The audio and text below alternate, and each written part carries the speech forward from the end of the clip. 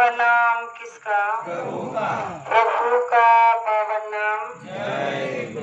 तो प्रेम से बोलिए जय गुरुदेव।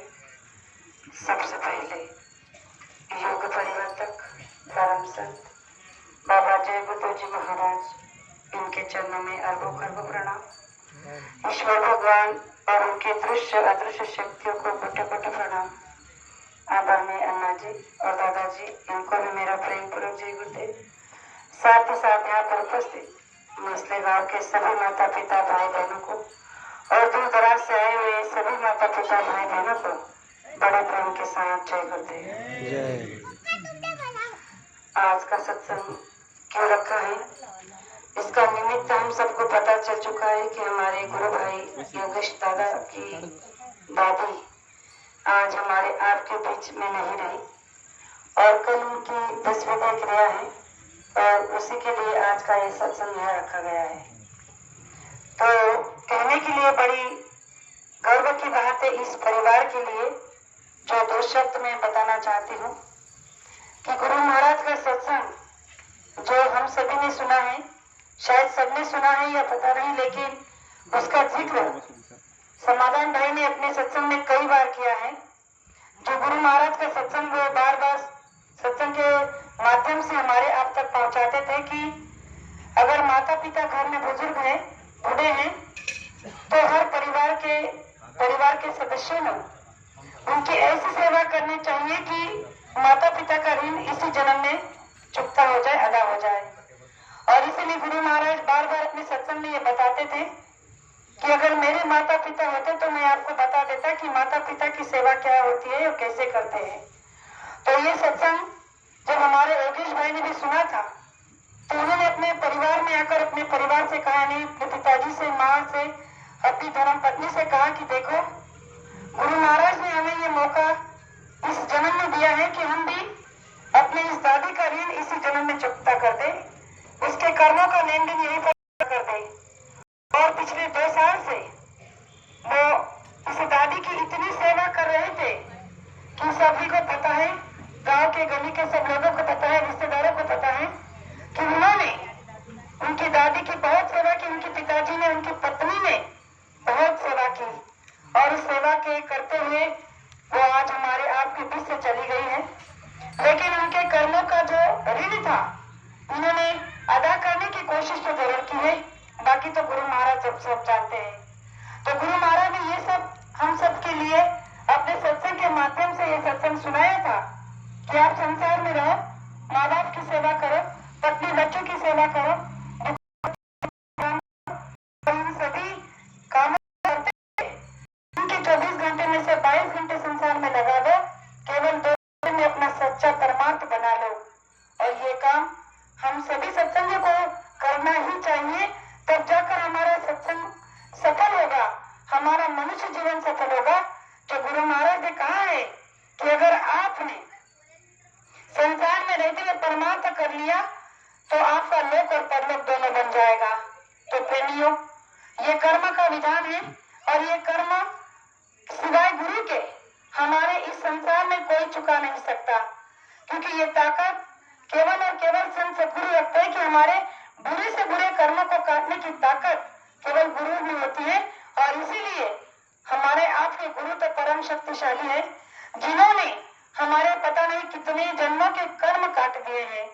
इस पर एक छोटा सा प्रमाण देना चाहती हूँ कि जो हमारे आप की भूल हो जाती है कि क्या सच में गुरु महाराज यानी कि गुरु करने के बाद हमारे मनुष्य शरीर के अंदर में जो भी हमने जितने भी जन्मों के कर्म किए हैं क्या वो माफ हो जाते हैं?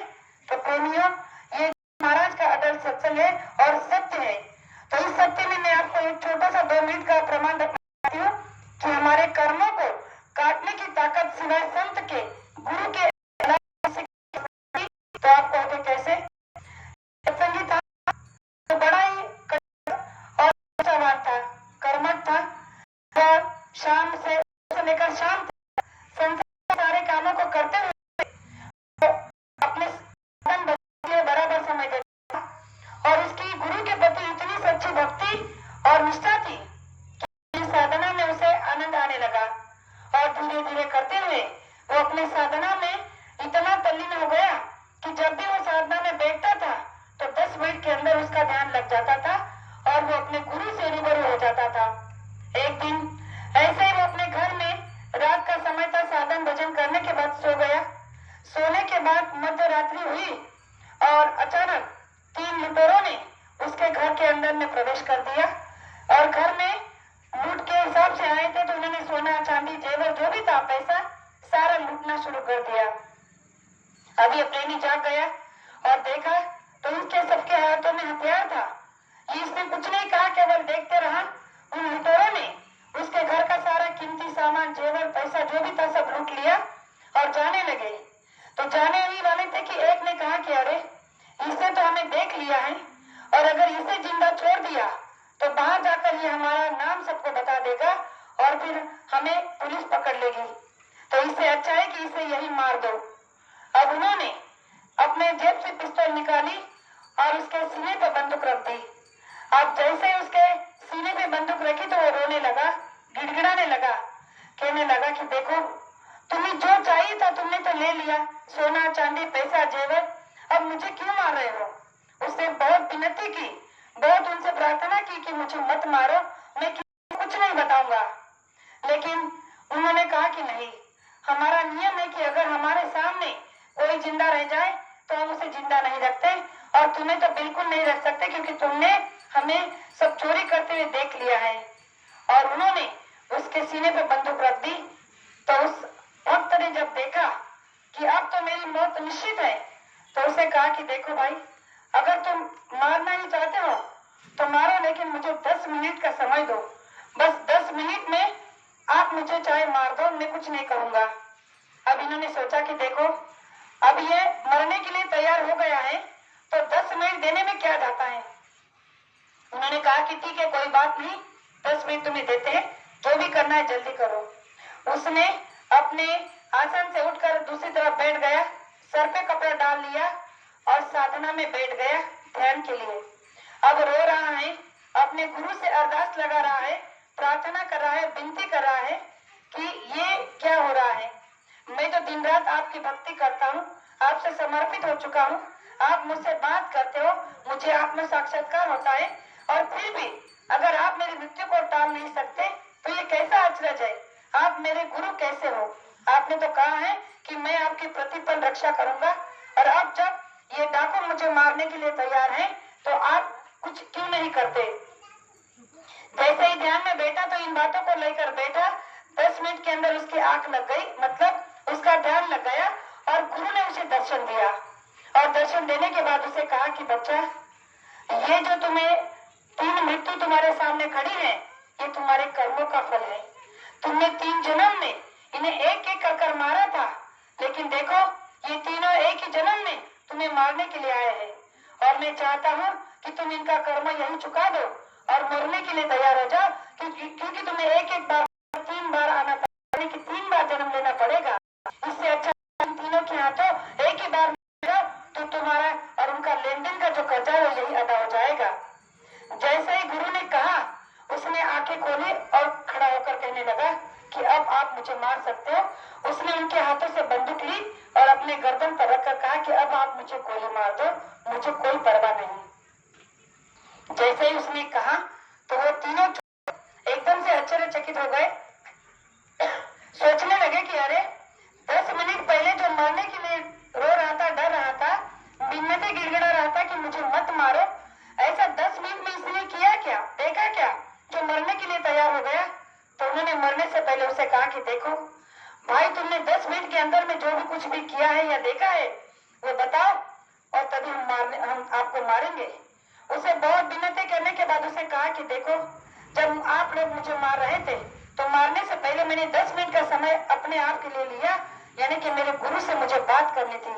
और मैंने जब अपने गुरु से बात की तो उन्होंने कहा कि ये मेरे कर्मों का ही भुगतान है जो तुम लोग मुझे आज मारने हो आए हो। मैंने तुम्हें एक एक करके 3 जन्म में मारा था, लेकिन मेरा भाग्य देखो कि तुम एक ही बार में मुझे मारने आ गए, यानी कि मेरा 3 जन्म का जो आने का चक्कर था वो आपने कम कर दिया।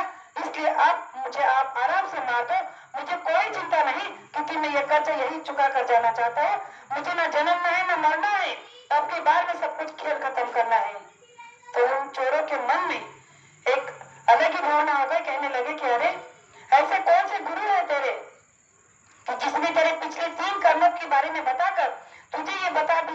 करा दिया कि तेरे 3 जन्मों के कर्म तो एक ही जन्म में हमारे हाथ से चुकाना चाहता है, तो हमें ऐसे गुरु का पता बता दो।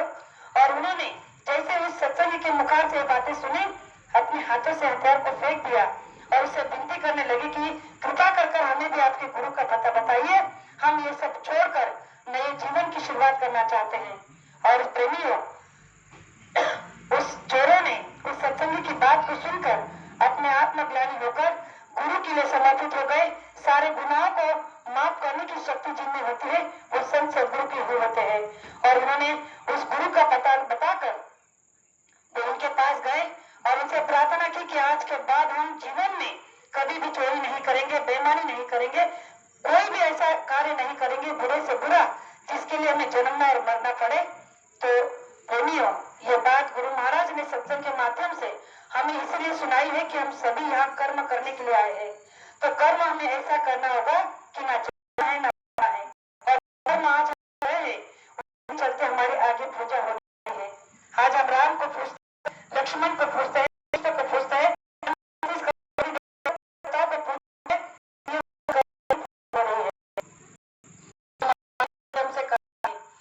अगर आप सही अच्छे कर्म करोगे तो आप होगी। तो